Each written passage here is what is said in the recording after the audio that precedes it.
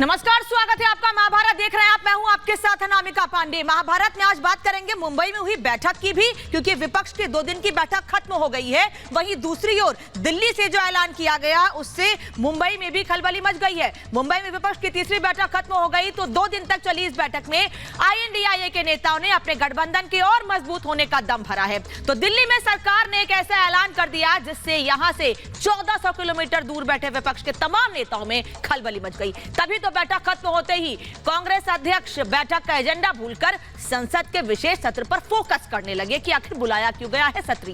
दरअसल सरकार ने एक देश एक चुनाव के लिए एक कमेटी गठित की है और कमेटी को जल्द से जल्द रिपोर्ट देने के लिए कहा है इस पर कि आप बातचीत करिए, नेताओं से रिपोर्ट तैयार करके दीजिए। मुंबई की बैठक में एक बार फिर विपक्ष को यह साबित करना पड़ा कि हम सब एक हैं। वन नेशन वन इलेक्शन की बात प्रधानमंत्री आज से नहीं बल्कि साल 2009 से कहते आ रहे हैं, लेकिन फिर भी विपक्ष यही कह रहा है कि क्या प्रधानमंत्री डर गए हैं जो वन नेशन वन इलेक्शन की बात कह रहे हैं। लेकिन वन नेशन वन इलेक्शन से फायदे क्या हैं, पहले आपको यह बता देते हैं, क्योंकि लगातार यह चर्चा का विषय बना हुआ है कि आखिर सरकार ऐसा क्यों चाहती है और आखिर विपक्ष को इससे दिक्कत क्या है। बैठक तो बड़ी हुई, मंथन तो बहुत ज्यादा किया गया, लेकिन उस बैठक में क्या निकला यह नहीं बताया गया। हम और मजबूत हुए हैं और मजबूत होंगे, हमारे साथ और दल जुड़ेंगे, ये दावे जरूर किए गए हैं। अब एक देश एक चुनाव के फायदे क्या हैं, जल्दी से आपको यह बता देते हैं। चुनाव खर्च में बड़े स्तर पर कटौती होगी अगर एक साथ पूरे देश में चुनाव करा दिए जाएं।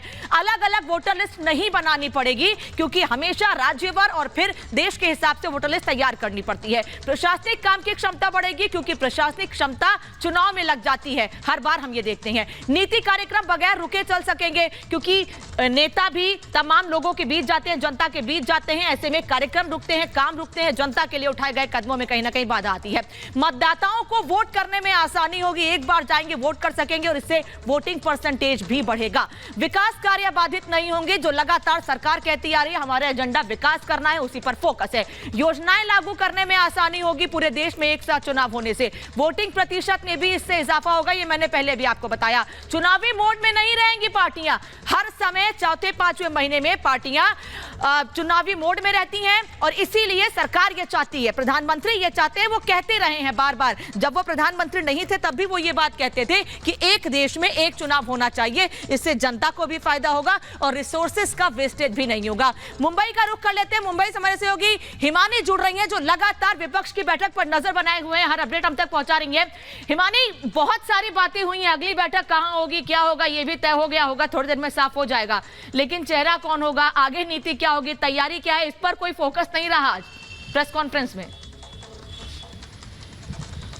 भूल जाइए, फिलहाल भूल जाइए, क्योंकि जैसे आपने कहा कि प्रेस कॉन्फ्रेंस करने के लिए आते हैं और भूल जाते हैं। दरअसल वो भूलते नहीं है, डीरेल हो जाती है ट्रेन जो है, क्योंकि फोकस जो है, कल जैसे बॉम्बार्डमेंट होती है, उस बॉम्बार्डमेंट के बाद अगर कुछ याद रहता है तो सिर्फ वो वन नेशन और वन इलेक्शन याद रहता है। यही कारण है कि डिनर में ही दरअसल रायता फैल गया था। अनामिका, अगर हम देखें तो कल जो डिनर होता है उसमें वो बात तो होनी थी कि पीएम का फेस कौन होगा, बात तो ये होनी थी कि कन्वीनर कौन होगा, बात तो ये होनी थी कि आज लोगो जारी किया जाना है, लेकिन उसको पोस्टपोन कर दिया जाता है। मुद्दा अगर कुछ रहता है तो वो रहता है सिर्फ और सिर्फ वन नेशन वन इलेक्शन का, क्योंकि देखिए इसी वजह से वो जो सारी कवायद जो मुंबई में 2 दिनों तक हुई है वो बिखर जाएगी, वो इक्वेशन जो है वो बिखर जाएगी और यही कारण है कि वो हड़कंप मच जाता है। क्योंकि देखिए यहां से निकलकर बात सामने आती है कि भाई विधानसभा चुनाव के बाद आधी पार्टियां ये कहती हैं 28 पार्टियों में से कि विधानसभा चुनाव होने दीजिए, तब उसके बाद जो रिजल्ट आएगा उसके बाद देखा जाएगा, परखा जाएगा, क्योंकि तब बार्गेनिंग पावर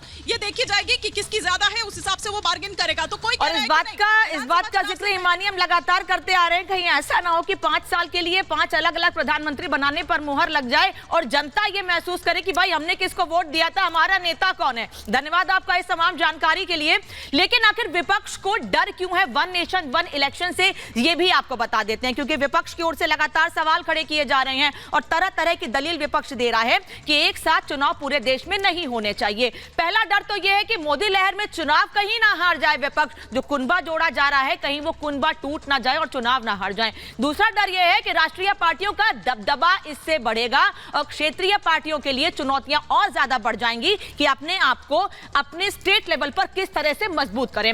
स्थानीय मुद्दों के भटक जाने का भी डर है। वो ये कह रहे हैं कि जो लोकल मुद्दे हैं, जो हमारे विधानसभा इलाके के मुद्दे हैं, हमारे जिले के मुद्दे हैं, वो कहीं इससे खो जाएंगे। लोकल की बजाय नेशनल मुद्दों पर वोटिंग होगी, लेकिन क्या ऐसा संभव है कि लोकल की बजाय नेशनल मुद्दों पर वोटिंग होगी? जनता राज्य की स्मार्ट है, देश की स्मार्ट है, जानती है किन किन मुद्दों पर वोट करना है। क्या ये दलीलें विपक्ष की काम आएंगी? जनता के बीच जो डर दिखाया जा रहा है, इस रिपोर्ट को देखिए और समझिए कि किस तरह से एक एक करके नेताओं के बयान सामने आ रहे हैं विपक्ष के। वहीं दूसरी ओर प्रधानमंत्री एक ही बात कह रहे हैं कि एक देश में एक चुनाव होगा तो रिसोर्सेज बचेंगे।